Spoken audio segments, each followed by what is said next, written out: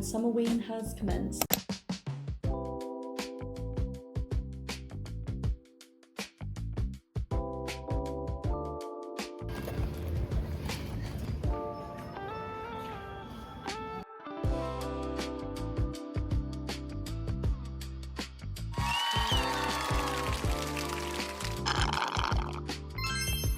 Look at this beautiful view we've got here in our villa.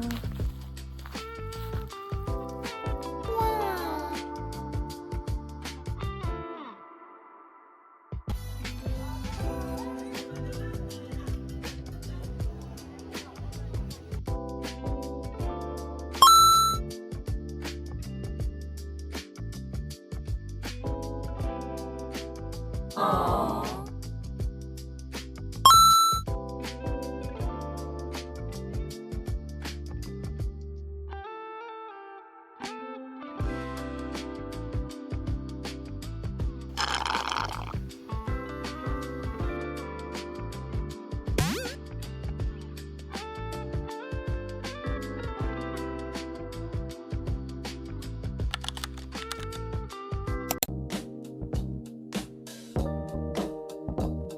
So, funny story, I read whilst I was on holiday. I read it in, I think, 3 or 4 days. There is just something about reading an Emily Henry book on holiday. She's so good at what she does, and I can't believe I've had this sat on my shelf for so long and not read it, because I rated this 4.5 stars, absolutely loved it, really enjoyed the characters. I thought Miles was a great MMC, Daphne was a really good character too. Like I would say even the first half of this book, where the whole plot about Daphne and her ex-fiance and, you know, the whole dating situation was coming up, my blood was boiling. It made me so angry when I was reading those first couple of chapters where you learn about what happened with Daphne and, I can't remember what the ex's name, Peter. What happened with Daphne and Peter. It just pissed me off so much. In a good way. Nothing to do with like the book or, you know, anything like that, but just that scenario. If I was in that scenario, I don't know how Daphne kept her cool as much as she did. Because that would not have been me. I would have been raging. I'd have literally been... I need to calm down. But yeah, once again, Emily Henry has hit. As always, the banter was great. Every time I was putting this down, I was thinking about the next time I was going to read it. That's how you know that it's going to be an amazing book. 4.5 stars. Really love this book. And it makes me want to reread all of Emily Henry's books. After I finished Funny Story, I then picked up The Vanishing Half. I'm so glad I did, because this is unlike anything I've ever read, and it's just so nice and refreshing to read a genre that you don't normally read. I've always, in the back of my head, told myself, oh, you don't like character-driven stories. You don't like things that don't really have too much plot. And I'm not saying this doesn't have any plot, but this is very character-driven. I mean, you're following these characters from when they're young girls. You're reading 2 different life paths. So yeah, there are plot points and there are things that happen in each of their lives, but it's told in a way that she just so seamlessly blends different characters into the story of these 2, you know, twins. Even the characters that you only meet for a chapter or something, you know them so well and so deeply, and basically all I'm saying is I'm really enjoying it, and Bennett is a really great writer. Who'd have thought? I'm currently on page 308, and there I think is like 360 pages, so not got very much left to read, and it's all starting to come to a head, kind of. I'm excited to see how this ends. I have a feeling like it's not going to be an ending that like wraps up, that's the story, done. I feel like it's just going to be something that makes you think, makes you feel, and be like, oh, I'm going to question my own life actually, which is what this book is making me do currently. Then at the same time, because I'm crazy, I'm also listening to My Husband's Wife by Alice Feeney. I'm currently 84% of the way through, so I've not got much left at all, and it's just coming to that point, the perfect point in a thriller or mystery book, where like all the chapters are ending in like a way that's a major cliffhanger, and it's like then it goes to the next character and like no, but wait, what about that character, and then this character, then oh my god. The minds of some of these thriller writers is like, how do you so seamlessly come up with this? I know some people like read things and like, oh, plot hole. I'm never doing that unless it's like a huge gaping hole. I'm going to pretend I didn't say that. Unless it's a huge point that is so glaringly obvious, I'm not seeing that. You will never hear me complain about plot holes. So I'm there for a good time. I know everything's going to hopefully be wrapped up at the end, so I'm not there dissecting things. This isn't an episode of Scooby-Doo. I'm reading, and I will find out at the end what happens. There are so many different character point of views that you get in this. The main one we get at first is Eden, and she goes for a run. She comes home, finds she can't get in the front door because the lock's been changed. Someone answers the door, and it's a woman that looks exactly like her. And she's like, "Oh, what are you doing here?" And Eden's like, "What do you mean? This is my house. What are you doing here?" I will say no more because that's kind of what you learn in the first like chapter or two. So no spoilers. But everything from there is kind of crazy. You're set in this small town in Cornwall or Devon. I should know. I really, really love listening to thriller books because I always find I just grasp it a bit more. And this one especially is great because a bit like the None of This Is True by Lisa Jewell, the actors one are great. You've got a male and a female, so that's always great to play those different characters. Oh, you've actually got 3. When there's like a police interview, they've made it sound like it's over a tape, which is really cool. Just those little things like that really are immersive. I would really recommend the story because so far, obviously I don't know how it wraps up at the end, so I might get to the end and be like, oh, I didn't like that. But so far, Alice Feeney does it again. It's great. So yeah, really, really loving that. And I'll let you know to have an update on either of these.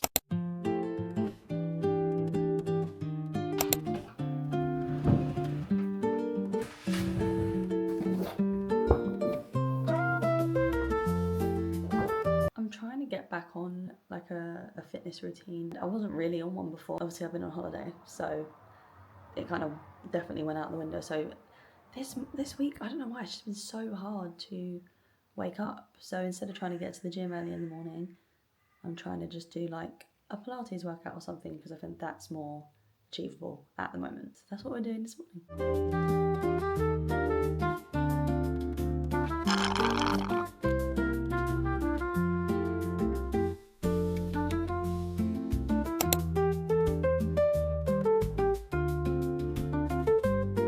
So I've just got back from work and I have this thing about kneeling on the floor, apparently.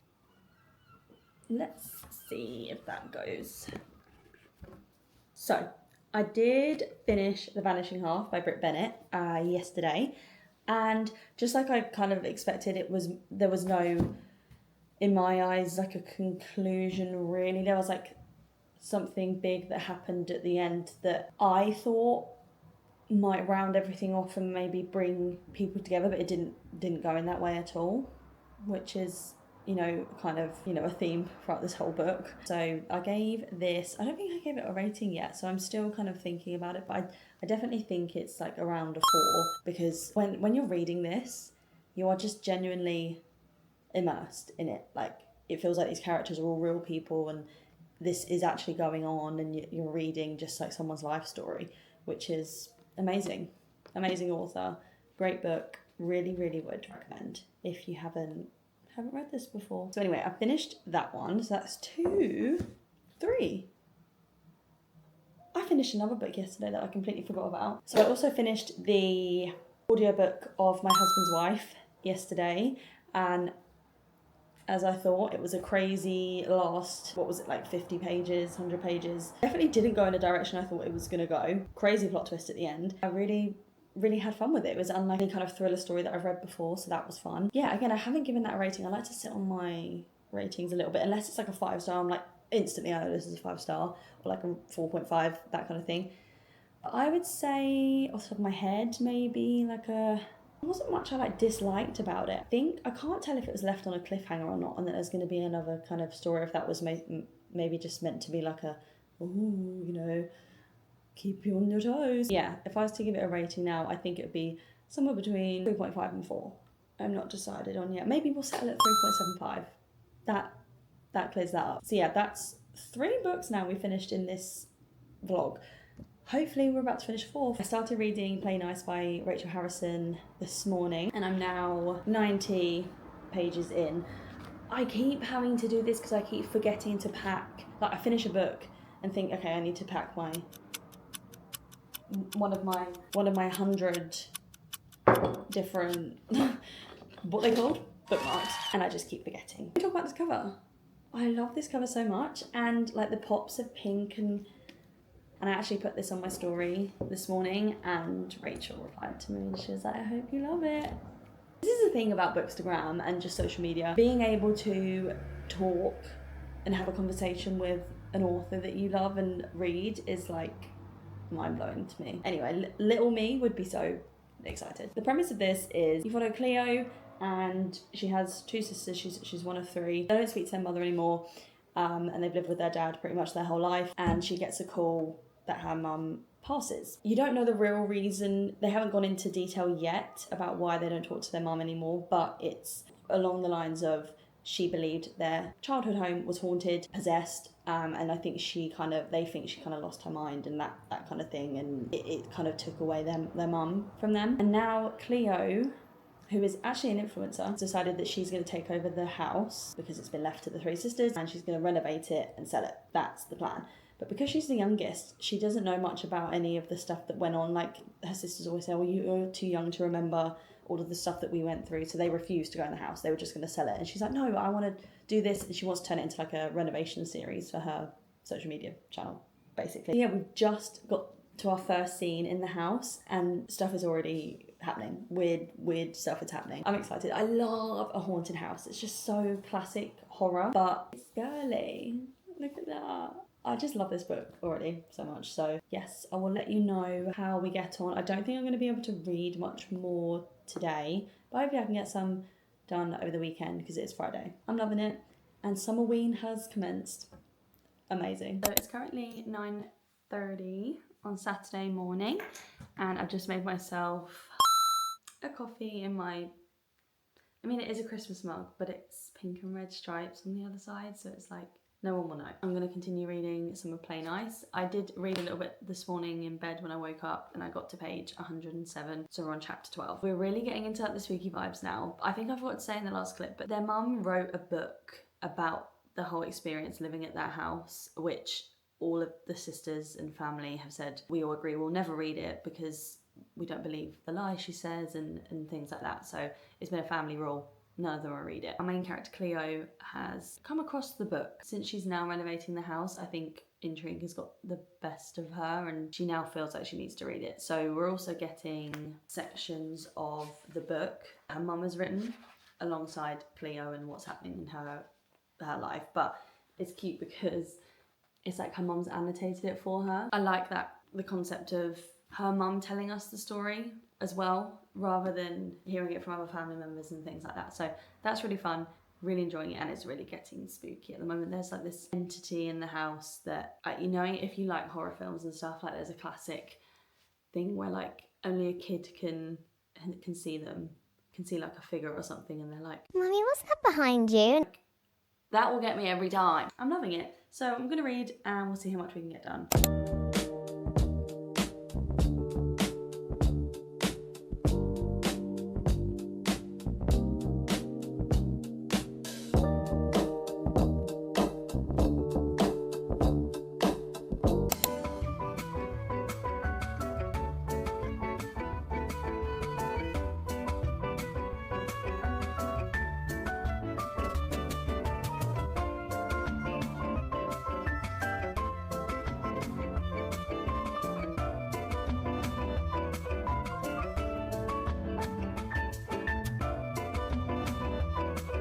So me and Joe have just got back from playing some tennis, which was hard because it's really quite hot today. Actually, it's muggy because look at the cloud. Yeah, I mean, there's not blue sky, but it's warm. But before we went to tennis, I did read a bit more. So I'm now on page 135 and we've been introduced to a couple of other characters that lived on the same road as the haunted house, and I'm just intrigued as to what they've got to do with anything and how they're going to be a part of this story. But more spooky things are happening.